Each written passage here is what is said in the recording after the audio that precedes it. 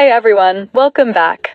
Sending you all the biggest virtual hug and my warmest wishes for amazing health, happiness, and fresh energy today. Seriously, taking a moment to breathe deep and learn about our incredible planet together is a gift, and I hope you're feeling inspired and vibrant right now. Today, we're diving into one of the most powerful statements you've probably heard about our world. The Amazon rainforest produces 20% of the Earth's oxygen. It sounds heroic, right? Like this vast green lung is single-handedly filling 1 out of every 5 breaths we take. But is it really that simple? And what happens if the Amazon keeps burning? Let's unravel the truth behind this famous fact and discover why the Amazon's real superpower is far more complex, urgent, and awe-inspiring than you might imagine. First, let's paint a picture of the Amazon. Imagine a forest so vast it could swallow the entire United States east of the Mississippi River. Spanning 9 countries in South America, with 60% in Brazil, it's the largest tropical rainforest on Earth, covering over 6.7 million square kilometers. That's roughly the size of 48 US states combined. This isn't just a forest, it's a living, breathing universe. A single hectare, about 2 football fields, can contain over 750 species of trees and 1,500 species of plants. Jaguars stalk through dappled shadows, pink river dolphins glide through tea-colored waters, and millions of insects buzz in a symphony only the wild understands. It's wet, hot, and pulsing with life in every direction. And yes, all those plants are busy making oxygen. Through photosynthesis, trees and plants absorb carbon dioxide, CO2, from the air, use sunlight for energy, and release oxygen, O2, as a byproduct. It's the ultimate life-giving magic trick. So, where did the 20% of the world's oxygen claim come from? Decades ago, scientists estimated that tropical forests, including the Amazon, produced roughly half of Earth's land-based photosynthesis. Since the Amazon is the largest tropical forest, people crunched the numbers and landed on 20% as a rough global share. It became a rallying cry, a simple, powerful way to show why protecting the Amazon matters to every person on the planet. And it is true that the Amazon generates a colossal amount of oxygen during daylight hours. But here's the twist: most of that oxygen doesn't actually leave the Amazon ecosystem. Why? Because the rainforest doesn't just produce oxygen, it also consumes it. At night, when photosynthesis stops, plants breathe just like we do, absorbing oxygen and releasing carbon dioxide, CO2. Even more importantly, the Amazon is teeming with decomposers, fungi, bacteria, insects, and animals that consume oxygen as they break down dead leaves, fallen trees, and organic matter. This process, called respiration, uses up nearly all the oxygen the forest produces during the day.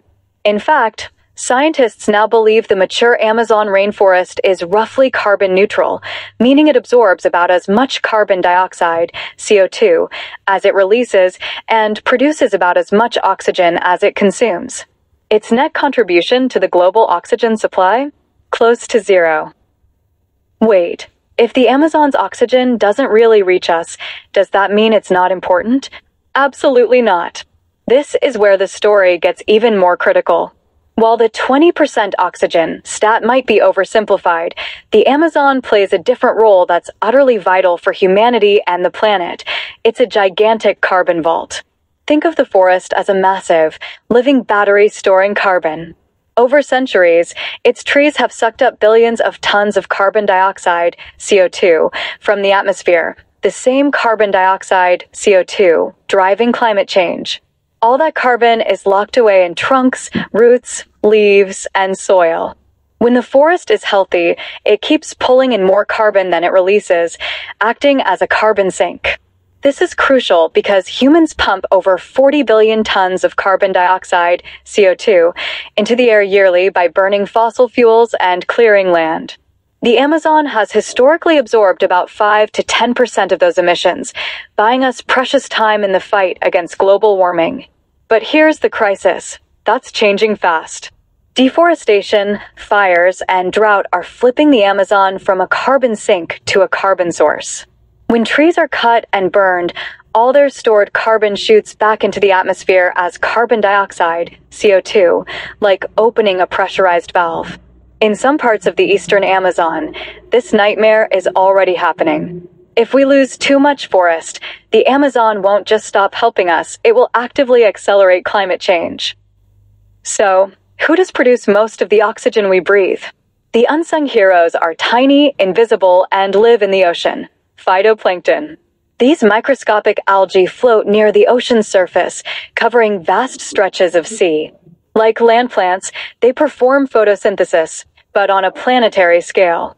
Scientists estimate phytoplankton generate between 50% and 80% of Earth's oxygen. They're the true lungs of the planet, working silently in every ocean. The rest comes from other forests, grasslands, swamps, and even tundra, but none dominate like phytoplankton. This doesn't make the Amazon less vital, it just shifts our focus to its real superpowers. Beyond carbon, the Amazon's value is immeasurable. It's a global weather engine. The forest breathes out colossal amounts of water vapor. A single large tree can release 1,000 liters a day. This moisture forms flying rivers in the sky, carried by winds across South America. These aerial rivers supply rain not just to the Amazon basin, but to farms and cities thousands of kilometers away, like Sao Paulo and Buenos Aires. No Amazon? Much of the continent could face devastating drought. It's also a pharmacy of the future. Less than 1% of Amazonian plants have been studied for medicinal use, yet they've already given us treatments for malaria, quinine, glaucoma, and even some cancers. Indigenous knowledge holds clues to countless more cures waiting in the leaves, bark, and roots. And it's a biodiversity fortress. The Amazon houses 10% of all known species on Earth, with new ones discovered almost weekly. From electric eels to glass frogs, harpy eagles to poison dart frogs, this genetic library is irreplaceable. Losing species here isn't just sad, it weakens ecosystems everywhere. Right now, the Amazon is fighting for its life. Deforestation is the biggest threat, driven by cattle ranching, 80% of cleared land, soybean farming for animal feed, logging, mining, and road slicing through untouched areas. In the last 50 years, nearly 20% of the Amazon has been cleared. In 2022 alone, an area bigger than Jamaica was lost. Fires follow, often set intentionally to clear land but raging out of control.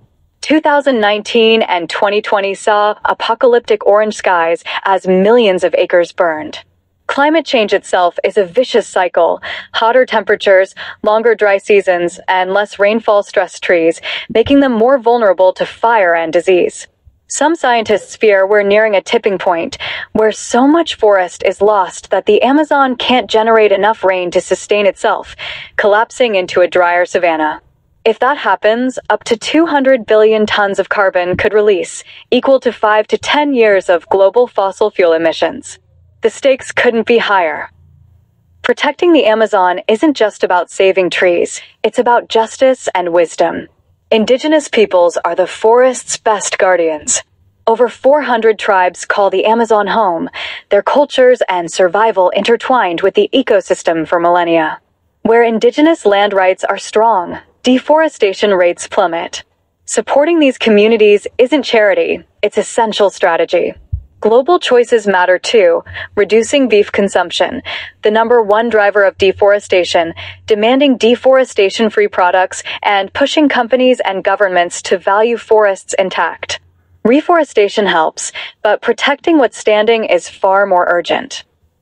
So, while the Amazon might not supply 20% of your next breath, it does hold the key to our climate stability, weather patterns, medicine chest, and a living tapestry of life found nowhere else. Its loss would ripple across oceans, continents, and generations. It's not Earth's lung, it's Earth's beating green heart, a regulator of life we cannot replace. Every protected hectare, every standing tree, every indigenous right upheld is a victory for all of us. The Amazon's real gift isn't just oxygen. It's hope, resilience, and a reminder that we're all connected in this fragile, magnificent web of life. Let's keep that heart beating strong. Thanks so much for learning with me today.